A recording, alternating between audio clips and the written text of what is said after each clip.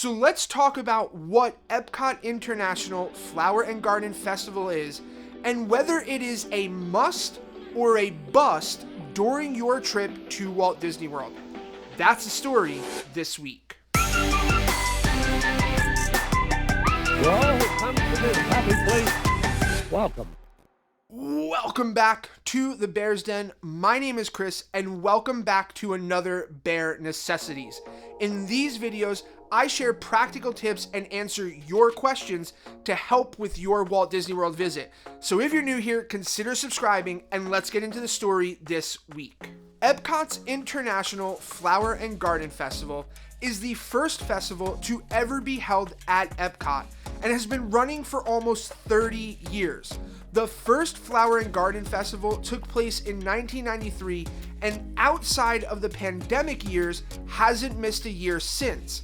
But what is the Epcot International Flower and Garden Festival, and is this a must-do for your visit at Epcot? Well, first, let's talk about what Flower and Garden Festival has to offer.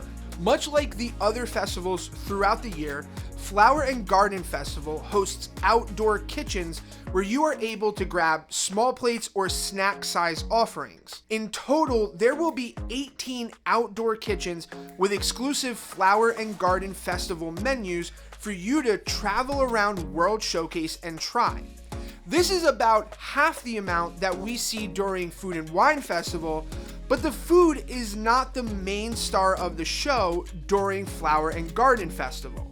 Obviously, it's the flowers and the gardens. Flower and Garden Festival is all about the incredible topiaries and gardens that are in full bloom during the festival over the course of the spring season. This year will feature 21 topiaries and 22 global gardens. The different topiaries and gardens feature different characters from all of the Disney movies and can be found all over Epcot. The highlight of the different exhibits is absolutely the Butterfly Garden. This year, the Butterfly Garden will be set up near Journey into Imagination with Figment. This is a tented walkthrough garden where you can witness the life cycles of butterflies from start to finish. This is definitely better later in the festival as the butterflies are more present, having most of them already gone through their cocoon stages. Finally, the Garden Rock concert series has always been one of the best parts of Flower and Garden Festival, as national and international touring artists come through Epcot and put on incredible performances, all at no additional cost to your Epcot admission.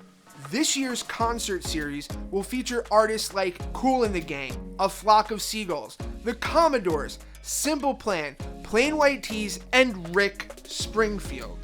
Last year's Flower and Garden Festival was a limited event due to all that was happening in the world and did not feature the Garden Rocks concert series, and I am excited to see it back this year. But does all of this make Flower and Garden Festival a must-do during your trip to Walt Disney World?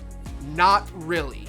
Okay, listen, the Garden Rock series is incredible and has some amazing performances, but they are only taking place on the weekends this year when Epcot and the festival will be much busier and less enjoyable. The topiaries are beautiful, but there isn't much to interact with outside of looking at them. Finally, the outdoor kitchens are a great option if you're eating at Epcot and don't want to book a dining reservation, but there are only 18 of them, and the options during the other Epcot festivals are more diverse and just better.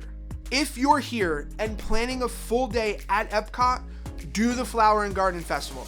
I am not saying that you are going to be disappointed by it, but if you're planning your trip around one of the Epcot festivals, picking Flower and Garden as the festival that you want to visit is not what I would suggest. There are far better options throughout the year, and if you want to see what I have to say about the other festivals at Epcot, click on the playlist on the screen right now. Otherwise, like this video. If you like this video, subscribe and click the bell icon to see more videos just like this one. And remember, There's a great big beautiful tomorrow.